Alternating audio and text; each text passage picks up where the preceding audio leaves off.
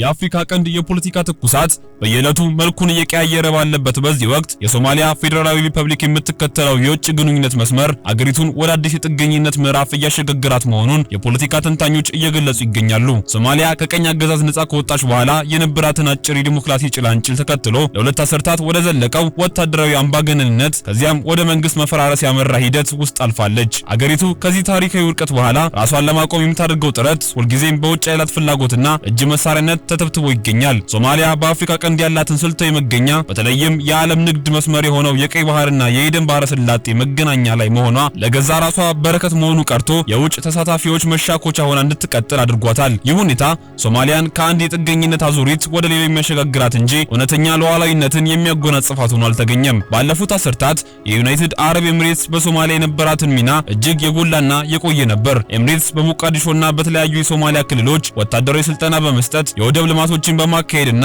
የገንዘብ ድጋፍ በመስጠት የሶማሊያን ፖለቲካ ስትዘውር ቆይታለች። ሆኖም ይህ ድጋፍ ከልግስና የመነጨ ሳይሆን ሶማሊያን እንደ አንድ የንግድና የወታደራዊ መሸጋገሪያ የመጠቀም ስትራቴጂ ነበር።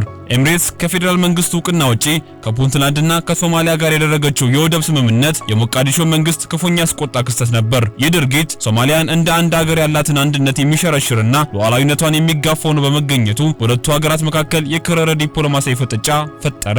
በሁለቱ ሀገራት መካከል የነበረው ግንኙነት በይፋ የተቋረጠው ደግሞ በሞቃዲሾ አውሮፕላን ማረፊያ ላይ ከኤምሬትስ አውሮፕላን የተያዘው በሚሊዮን የሚቆጠር ዶላር የሶማሊያን ፖለቲከኞች ለመግዣና ለውስጥ ብጥብጥ ይውላል በሚል ጥርጣሬ ከተያዘ በኋላ ነው። ይህ ክስተት ሶማሊያ ከአሮጌው ጌታ ጋር የነበራትን ግንኙነት እንድታቋርጥና አዲስ አማራጭ እንድትፈልግ አስገደዳት። በኤምሬትስና በሶማሊያ መካከል የተፈጠረው ክፍተት ተከትሎ ኳታርና ቱርክ በፍጥነት ወደ መድረኩ መጥተዋል። ቱርክ በሶማሊያ ያላትን ተጽዕኖ ከሌሎቹ ሀገራት በተለየ መልኩ በሰብአዊ እርዳታና በመሰረተ ልማት ግንባታ ላይ መሰረተ በመሆኑ በህዝቡ ዘንድ ተቀባይነትን አግኝታለች። ሆኖም ቱርክ በሞቃዲሾ የገነባችው ግዙፍ ወታደራዊ ማሰልጠኛና በቅርቡ ይፋ ያደረገችው የባህር ኃይል ጥበቃ ስምምነት አገሪቱን ወደ ሌላ የጥገኝነት ምዕራፍ አሸጋግሯታል። ሶማሊያ ራሱን የቻለና በራሷ በጀት የሚተዳደር መከላከያ ከመገንባት ይልቅ የቱርክን ወታደራዊ ጡንቻ እንደ ዋስትና መቁጠሯ የሉዓላዊነት ሽግግር ሳይሆን የጥገኝነት ለውጥ መሆኑን ያሳያል። ኳታርን በበኩሏ በገንዘብና በዲፕሎማሲ ድጋፍ የሶማሊያ መሪዎች ወደ ራሷ ወገን በማስጠጋት የባህረ ሰላጤውን ሽኩቻ ወደ አፍሪካ ቀንድ አምጥተዋለች። በዚህ ምክንያት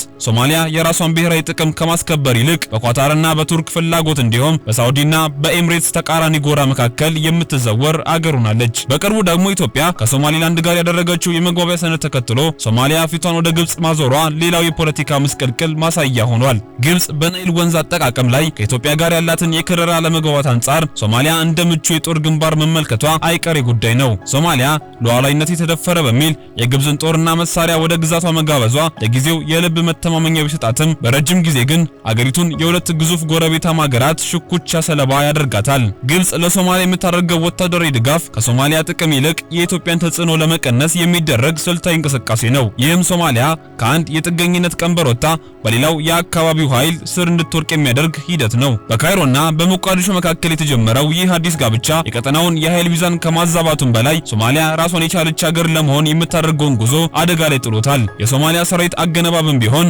የዚሁ የተበታተነ የጥገኝነት ፖለቲካ ነጸብራቅ ነው። በአሁኑ ወቅት የሶማሊያ ወታደሮች በተለያዩ ሀገራት ማለትም በቱርክ፣ በኤርትራ፣ በዩናይትድ አረብ ኤምሬትስና በአሜሪካ ይሰለጥናሉ። ይህ የተለያየ ስልጠናና የአዛዥነት ሰንሰለት ያለው ሰራዊት ለሶማሊያ ብሔራዊ አንድነትና ሉዓላዊነት መቆም የሚችልበት እድል ጠባብ ነው። እያንዳንዱ ኃይል ለሰለጠነበትና ለሚደግፈው ሀገር ታማኝነቱ ሊያደላ ስለሚችል ሶማሊያ ራሱን የቻለ የጸጥታ መዋቅር እንዳይኖራት እንቅፋት ሆኗል። አገሪቱ አልሸባብን ለማዋጋት በምታደርገው ጥረት ውስጥ የውጭ ኃይላትና ድጋፍ የግድ ቢሆንባትም ይህ ድጋፍ ግን የአገሪቱን የፖለቲካ ነጻነት የሚጋፋና የውጭ ኃይላት አጀንዳ የሚያስፈጽም ሆኖ ይገኛል። ሰራዊት ውስጥ የሚታየው ይህ የመከፋፈል ስሜት ነገ አገሪቱን ወደ አንድ ማዕከላዊ የትዕዛዝ ሰንሰለት እንድታመጣ ትልቅ ስጋት መፍጠሩን የጸጥታ ተንታኞች ያስጠነቅቃሉ።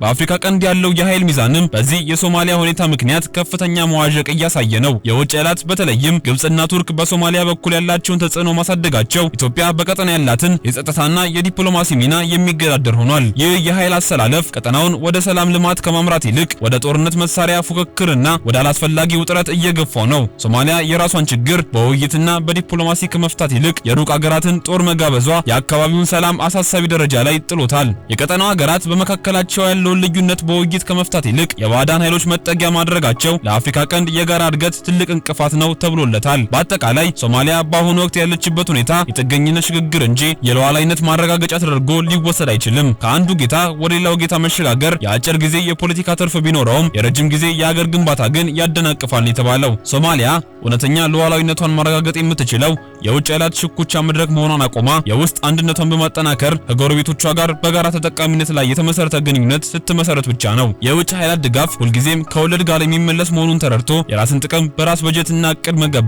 ለሶማሊያ ብቸኛው የመዳኛ መንገድ ነው። አገሪቱ ከዚህ ጥገኝነት አዙሪት ካልወጣች የታሪክ ምዕራፉ ከአሮጌ ጌታ ወደ አዲሱ ጌታ በሚል ዑደት ውስጥ መሽከርከሩ ይቀጥላል የተባለው ይህ ጉዞ ደግሞ ሶማሊያን ወደ ቀደመው ክብሯ ከመመለስ ይልቅ የሌሎች ተላላኪ ሀገር ሆና እንድትቀር ያደርጋታል የሚሉ በርካቶች ናቸው።